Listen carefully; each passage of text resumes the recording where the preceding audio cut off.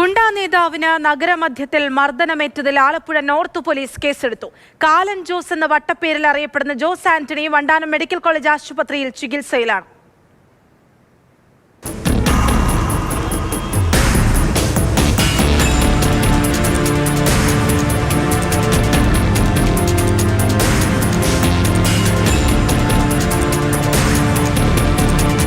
കൊലപാതക കേസിൽ ഉൾപ്പെടെ പ്രതിയായ ജോസ് ആന്റണിയെ 4-അംഗ സംഘം ഇന്നലെ സന്ധ്യയ്ക്കാണ് ആക്രമിച്ചത്. ദേശീയപാതയിലൂടെ ബൈക്കിൽ വരികയായിരുന്ന യുവാവിനെ വഴിയിൽ തടഞ്ഞു നിർത്തി മർദ്ദിക്കുകയായിരുന്നു.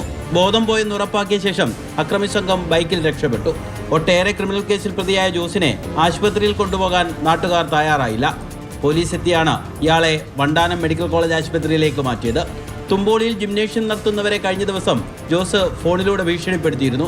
യുവാക്കൾ പരാതി നൽകിയതിനെ തുടർന്ന് ഇരുഭാഗത്തെയും സ്റ്റേഷനിലേക്ക് വിളിച്ചു വരുത്തി താക്കീത് ചെയ്തിരുന്നു. ഇത് കഴിഞ്ഞ് മടങ്ങി വരുമ്പോഴാണ് ജോസിന് മർദ്ദനമേറ്റത്. കണ്ടാലറിയാവുന്ന 4 പേർക്കെതിരെ ആലപ്പുഴ നോർത്ത് പോലീസ് കേസെടുത്തു. അക്രമി സംഘം എത്തി ഇരുചക്ര വാഹനം തിരിച്ചറിഞ്ഞിട്ടുണ്ട്.